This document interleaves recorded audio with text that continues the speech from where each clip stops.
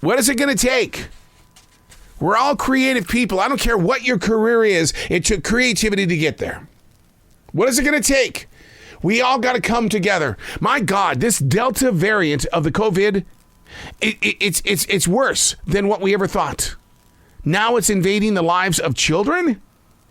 We've got to come together as a creative globe, a creative generation, and we've got to get beyond this. We've got to show up at work. Don't be sitting around collecting government paychecks. Get your butt back to work, because this generation needs to be the leading generation. Because if you teach your child to not show up, what's going to happen 3, 4, 5 generations from now? Unplugged, because we will always say yes to creativity. Totally uncut, because we will all make mistakes. This is Arroe Unplugged. Goodness. What does it mean when you look at yourself in the mirror and you go, I'm okay? Not even a, hey, dude, what's going on, man? You just look at yourself and go, whatever. You know, my hair, I still have COVID hair. COVID hair is that you didn't go get your hair cut because COVID-19 closed down the barbers and all that kind of stuff. And so my hair is now down pretty close to the middle of my back, which is where it was back in the 1980s and 90s. And you know, it was a rock star attitude back then. I wanted people to know me for something, and that was my branding, my long hair. I don't know what the message is. I just know that here I am. Becoming me. I wish I would have been a daily writer during the waking moments of my morning radio show days. Then again, I do have pages from those mornings when I filled in for other people. My personal expectations at 2:45 a.m. Before I do anything, for 27 years, I've always had to write first. I need to go back and see who I was at 2:45 in the morning before I went and did the morning shows. It's one of those things that, because I live in the presence of now, I forgot what it was like to be that guy. What in God's name did he go through when he stepped into that shower at 2:45 in the morning to be ready to rock and roll by 6 a.m.? It requires the performer to be present, to never showcase an act of weakness. This is why I latched onto ephedrine back in the 80s and 90s. I called it lacing up. I couldn't act or come across tired. Then ephedrine became illegal. So therefore I had to revert on coffee and or Red Bull, the monster drink, whatever it was going to give me that buzz. Which is why I rely so much today on meditation. I do Nidra. Look it up, Nidra. Look it up. See what it's all about, man. It's an open door. It gives my senses the space required to lift the presence of my now without drugging myself with an approach that really gives me just a false rush.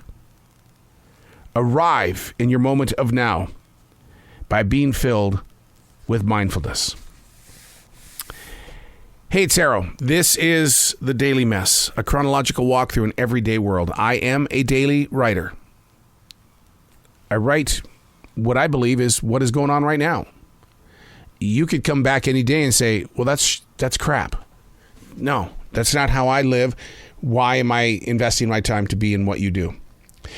Because somewhere along the line here, we're all connected. I don't understand the rules of how it happens. I just know that being part of this universe, that there's something that you say, you do, you accomplish, that there's something that you bring forward in the world, that it makes it to me, and I live off that. And we may never meet, but because you made a decision in that moment of now, somehow, some way, we are connected. I don't get it, but we are. This is The Daily Mess. I'm not sure, which is not a great platform to stand on. I'm not sure. To openly admit that I really don't know, that I lack the faith of having any idea. I'm just not sure. The method of going through the motion without investing in the distance. And why should we? Modern day businesses, they're not interested in anything. when it comes to being connected to longevity. It's about garnering the customer today. Sell what you have today. If they don't come back, who cares? There's 325 billion others who will walk through that door. Who are we in the center of this COVID-19 pandemic? This isn't going to go away. Well, what the hell happened back then in 2020? Why not learn how to master the existence of the moment of now, realizing that tomorrow, without notice, you could be going down? Because the waves of energy moving across this playing field are nothing more than bolts of uncertainty. Dear future reader, how are you doing? More importantly, how are you living?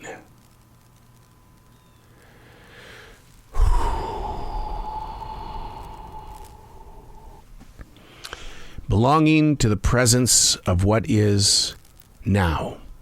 Unlocking the systems that shaped you. Believing that what you hold, you recognize, but you have the strength and the ability. Stephen Furtick said something pretty cool yesterday. He's from Elevation Church. When you become a prisoner of your gifts. When you become a prisoner of your gifts. You think you've been called to do this, and yet you have those moments of, I'm not happy. I'm lost. I'm torn. I've created addictions because of this. Take out the drugs. Take out the alcohol, the shopping, blah, blah, blah.